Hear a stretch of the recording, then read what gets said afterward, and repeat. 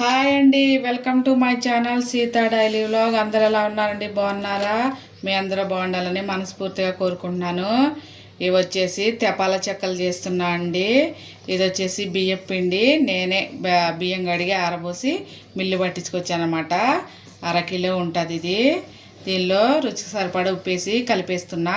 అంతా పిండిలో కలిసిపోయాక ఇప్పుడు 4-5 కరివేపాకుని ఇలా సన్నగా కట్ చేసుకోవాలండి. సన్నగా ఇవి కూడా ఈ పిండిలో కలిపేసుకోవాలి.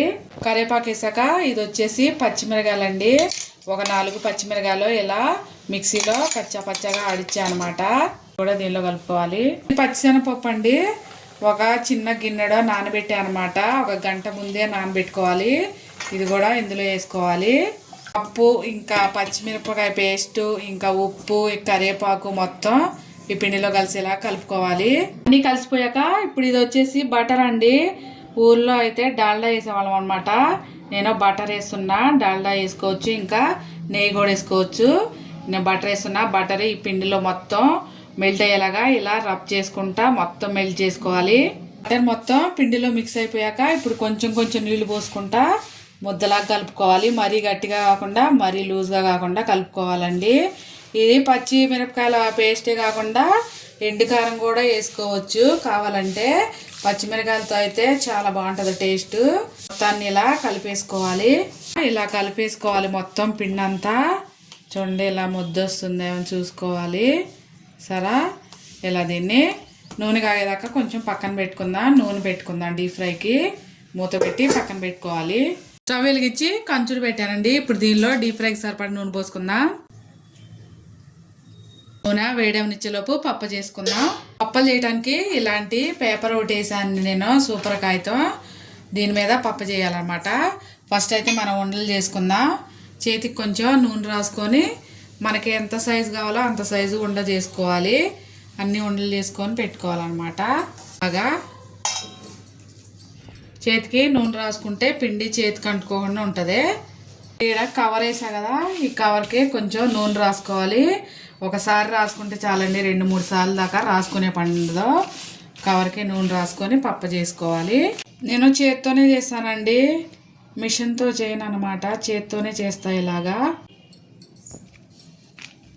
ఇలా వరుసగా పెట్టుకొని చేసేసి నొక్కేసి వేస్తాను అనమాట.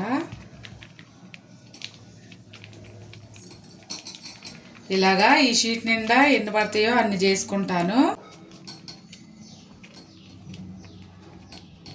ఇలా అన్నీ చేసుకోవాలి కవర్ నిండా. ఆ కవర్ మీద ఇలా అన్నీ పలసగా, మరీ పలసగా కాకుండా మరీ లావుగా కాకుండా ఇలా నొక్కేసుకోవాలన్నమాట. ఇప్పుడు నూనె హీట్ అయింది కదా, ఇప్పుడు కవర్ మీద నుంచి ఒక్కొక్కటి ఇలా తీసుకోవాలి. సరే, ఇలా వచ్చేస్తుంది. తీసుకొని ఇలా నూనెలో వేసుకోవటమే. తీసుకొని మొత్తం నూనెలో అటు ఇటు తిప్పుకుంటా 2 వైపులా ఫ్రై అయ్యేలాగా ఫ్రై చేసుకోవాలి. అంతే, ఫ్రై అయిపోయింది. నొరగంతా వెళ్ళిపోయింది కదా. ఇప్పుడు దీన్ని తీసేసుకుందాం.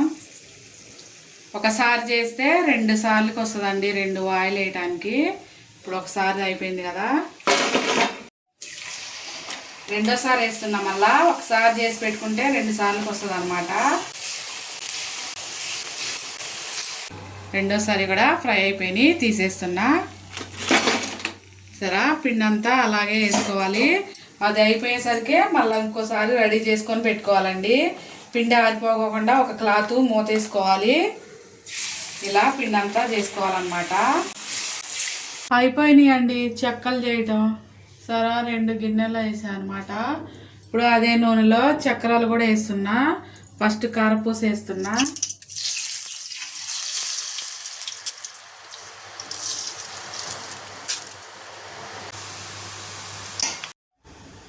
అంతే, ఇది కాలింది.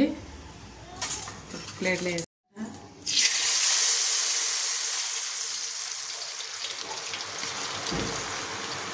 అయిపోయిందండి. స్టవ్ బంద్ చేశాను అనమాట. సరే, చక్రాలు ఇంకా కారపూస చెక్కలో చేశాను. ఇవాళకి నా వీడియో ఇంతేనండి. నా వీడియో కనుక నచ్చితే ప్లీజ్ ఒక లైక్ చేయండి. అలాగే నా ఛానల్ని సబ్స్క్రైబ్ చేసుకోండి. ఆరిపోయాక ఒక క్యాన్లో కానీ డబ్బాలో కానీ గాలి పోకుండా మూత పెట్టుకోవాలి. అంతే. సరే, ఆరిపోయాక పెట్టుకోవాలండి. ఇంకా వేడిగా ఉంది కదా, ఇప్పుడే పెట్టలేదు. ఉంటా ఫ్రెండ్స్, బాయ్.